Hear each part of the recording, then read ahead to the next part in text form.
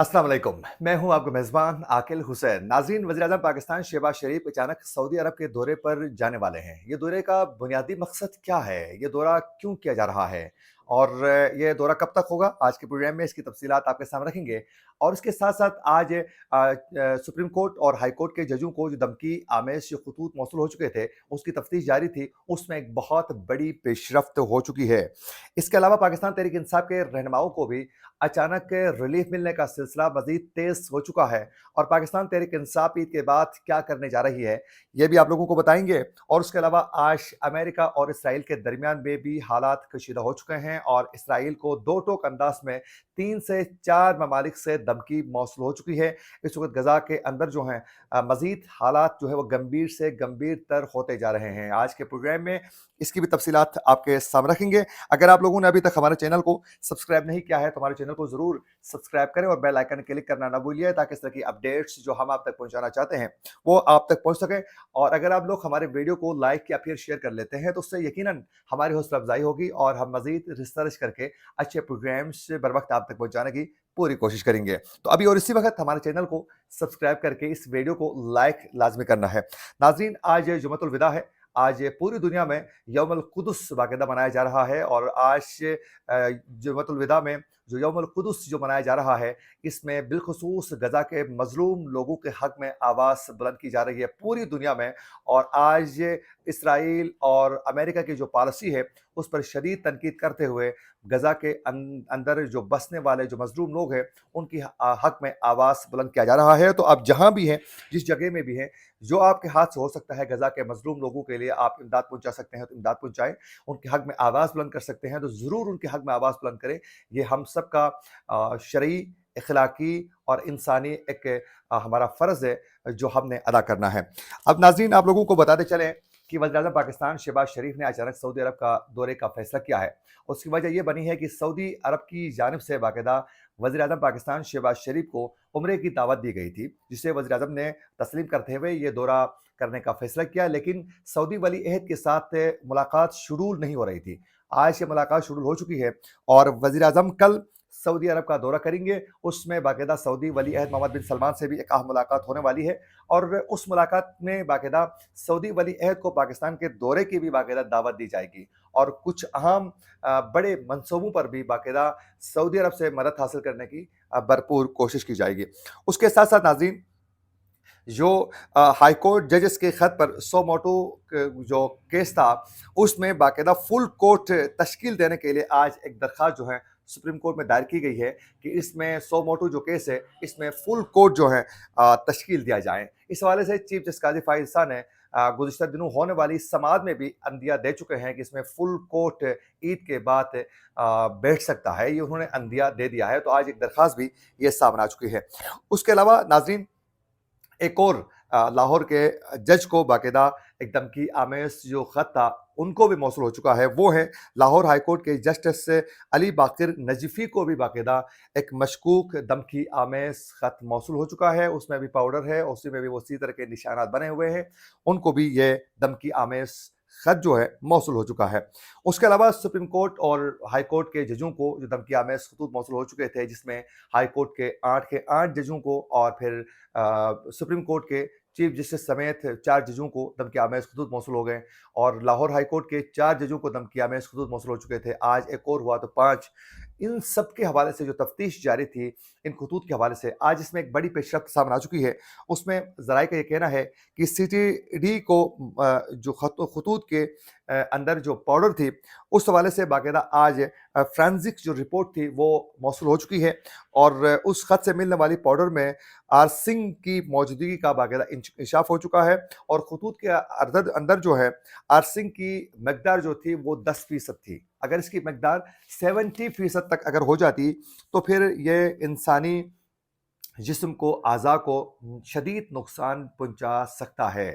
तो बाकायदा एक ज़हरीली ही पाउडर है ये, जो बाकायदा इस तफ्तीश में, फोरेंसिक रिपोर्ट में ये इंकशाफ हो चुका है। और इसके साथ-साथ सीटीडी का ये भी कहना है कि सब डिवीज़न के पोस्ट ऑफिसेस, यानी सैटेलाइट टाउन के एरिया में जितने भी पोस्ट ऑफिस की जो बॉक्स लगी हुई थी, उसमें बाकायदा तहकीकात जारी थी।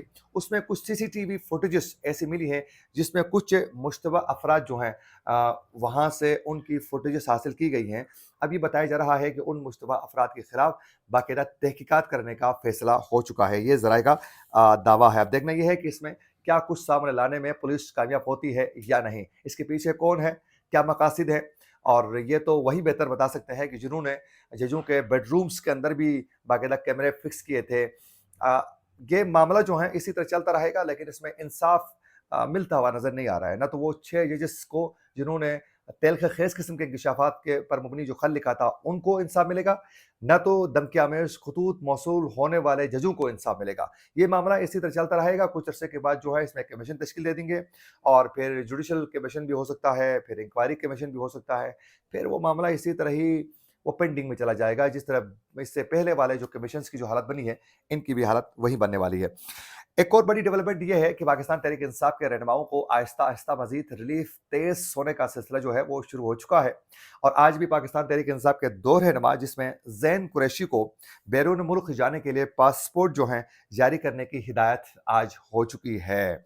और इसके साथ-साथ इस्लामाबाद हाई कोर्ट के ने बाकायदा आज तहरीक इंसाफ के रहनुमा बाबर ऐवान को बाकायदा ईसीएल से उनका नाम निकालने का बाकायदा हुक्म दे दिया है। तो यूँ आहिस्ता-आहिस्ता तहरीक इंसाफ के रहनुमाओं को रिलीफ मिलने का सिलसिला शुरू हो चुका है। कल आप लोगों ने देखा कि कल भी तहरीक इंसाफ के रहनुमाओं को रिलीफ मिल रहा है, और आहिस्ता-आहिस्ता ये रिलीफ का सिलसिला तेज़ होता जा रहा है।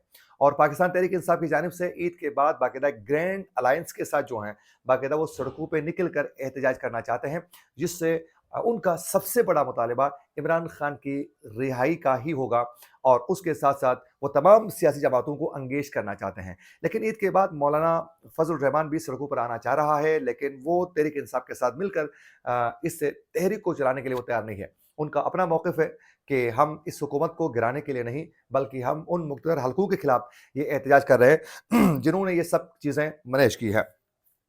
इसके साथ-साथ नाज़रीन, कुछ इंटरनेशनल डेवलपमेंट्स की अगर बात की जाए तो इस वक़्त गज़ा के अंदर इस्राएली फ़ोर्सेस की जानिब से जो इमदादी सामान पहुँचाने वाले जो रज़ाकार थे, उनको भी हिट किया गया है, जिसकी वजह से मज़ीद दुनिया में उनके अपने इत्तेहादी जो हैं, अब इस्राएल के खिलाफ जो है आवाज़ें उठाना उन्होंने शुरू कर दिया है। सबसे पहले आप लोगों को बताते चलें कि अमेरिकी सदर ने जो बाइडेन ने बाकायदा नेतन्याहू को उन्होंने फ़ोन किया, राबिता हो चुका है फ़ोन में, और उनको फ़ोन में ही बाकायदा उन्होंने दो टोक अंदाज में वाज़ेह किया है कि जो इमदादी सामान पहुँचाने वाले, जो इमदादी कार्रवाइयाँ करने वाले जो कारकुन हैं, और जो इंसानी बहरान से निपटने के लिए जो काम कर रहे हैं वहाँ, अगर उनको तहफ़्फ़ुज़ फ़राहम करने के लिए अगर इसराइल फ़ौरी तौर पर अगर ठोस इक़दामात नहीं करता है, तो फिर अमेरिका की इसराइल को लेकर गज़ा के अंदर जो सूरत-ए-हाल है, उस पर अमेरिका अपनी पॉलिसी जो है वो तब्दील कर सकता है।